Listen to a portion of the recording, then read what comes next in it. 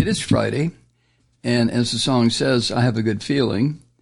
Finally, where it concerns Biden getting reelected after what happened last night. Woo! Kick ass, mofo. Especially the way he just bitch slapped those fascist Supreme Court justices who were sitting 200 feet away from him. Just whap, whap, whap, whap. Or 100 feet from, 50 feet from him. And they had to sit there stone-faced and take their whooping, right? Oh, yes, indeed.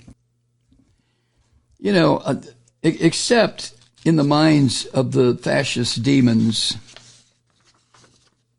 99.99% of whom are Christians in this country, the fascist demons, Biden got a lot of praise for his State of the Union address. And according to reports, the orange piece of human shit, Donald Trump, the Antichrist, seemed to, it really got under his skin, all the praise that Biden got. Oh, that can't be. And so Trump went to his little toy social network, his truth thingy, to rage at Biden. But guess what happened? And I love this. His little toy social platform crashed and burned last night. He wasn't able to do whatever he wanted to. And late Thursday night, last night, the orange bastard praised this poor, miserable Katie Britt, this Alabama junior senator, who the Christian fascist Republicans stuck her in a fucking kitchen to give her response. This young woman was over her head by about 30 goddamn fathoms, wasn't she? Woo! And since old Katie Britt was unable to do anything, she reminded me of, what was his name? He ran for president. Who was the last Indian American who thought he was going to be president? You remember, he was Jindal, right? Governor Jindal was he Louisiana? How soon we forget. And then that ugly son of a bitch from Texas. What's his name? You know who I'm talking about. I can't remember their names sometimes because they turn my stomach. They just make me ill. And so in a self-protective mode or mood or move, my brain says, all right, Malloy, we're going to forget those names real quick. Woo! The morning after Biden's ass-kicking State of the Union speech last night, had to say I really loved it. I really, really loved it. How about the orange vomit? He rage posted his way through Biden's address last night on his little toy social platform. But the site crashed before Biden even entered the House chamber where he gave the speech. And then technical bullshit lasted all night while he spoke. At least for an hour, before his remarks and into his remarks, you know, which is typical of Trump. I mean, Trump it has no value. There's no value as a human being. There's no value as someone who runs a social media site. There's no value to Trump whatsoever. He's just a blob of ectoplasm that wanders around the country spewing shit and inciting people to Nazi-style rallies. That's Trump. But according to the Daily Beast, shortly before 9 p.m. Eastern Time, the outages for people trying to log on to his website or his media platform to see what the hell he was going to talk about, Trump, the outages numbered in the tens of thousands. That's according to a media watchdog group called Down Detector.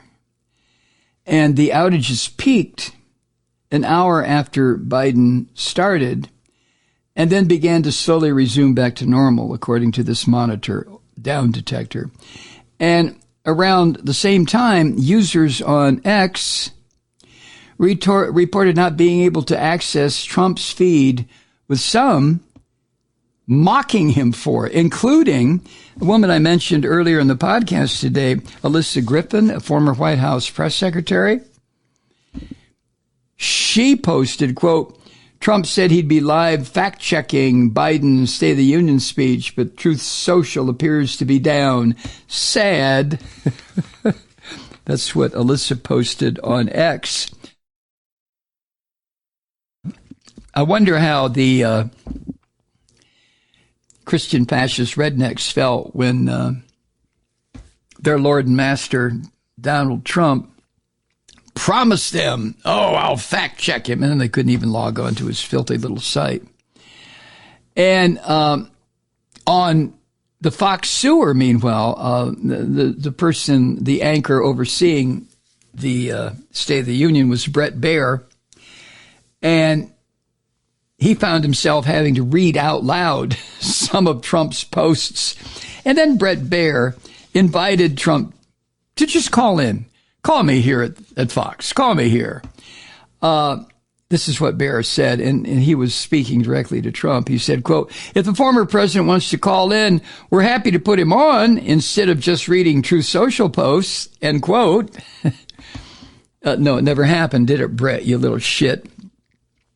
Anyway, those who were able to see what Trump actually had to say were likely not surprised. His posts were the usual bullshit that he always says. The only thing that comes out of his mouth, along with bats and worms and maggots, are these vile, ridiculous attacks on Joe Biden. What does he call him?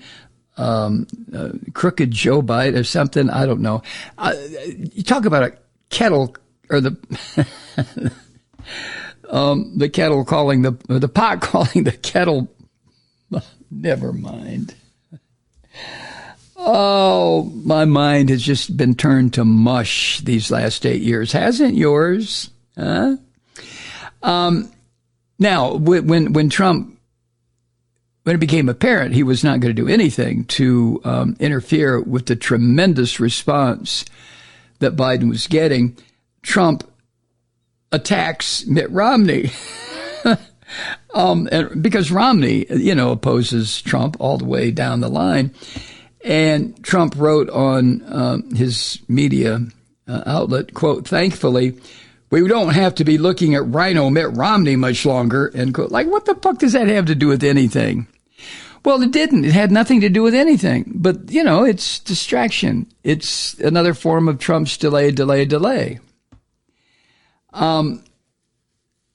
Trump then accused Biden. And remember, Trump and his mob, he organized this mob to overthrow democracy.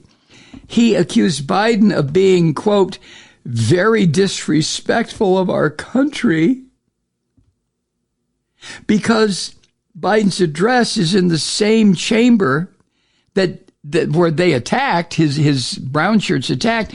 But the reason Trump said that was because Biden didn't begin promptly at 9 p.m. Oh, my God. And then, no surprise to anybody, the orange bastard took aim at Biden during his speech. And he insisted that Biden was, well, look at him. He's very angry and crazy. Right. And then Trump had to add, quote, the words are not flowing smoothly out of his mouth. End quote. Jesus, God. Oh, Donald, go have a triple-double cheeseburger and put lots of onions and wood chips on it. Would you please? And maybe throw in a few fish hooks. Please do it for your buddy Mike Malloy, huh? Hi, Truth Seekers. Mike Malloy here. The Progressive Voices Network brings you commercial-free commentary from today's leading progressive radio hosts and pundits, like me, Mike Malloy, 24 hours a day. I'm not your typical old guy from the 80s or the 90s talk radio host, and Progressive Voices is not your typical talk radio network. It's a listener-supported nonprofit with no corporate control whatsoever over our broadcast. So hosts like me, Mike Malloy, are free to rant and scream and carry on about whatever we like. We're often controversial, but we're never boring. Weeknights, 9 p.m. in the East, 6 p.m. in the West on the Progressive Voices Network. Always progressive, always on. I'm Mike Malloy. Keep it lit.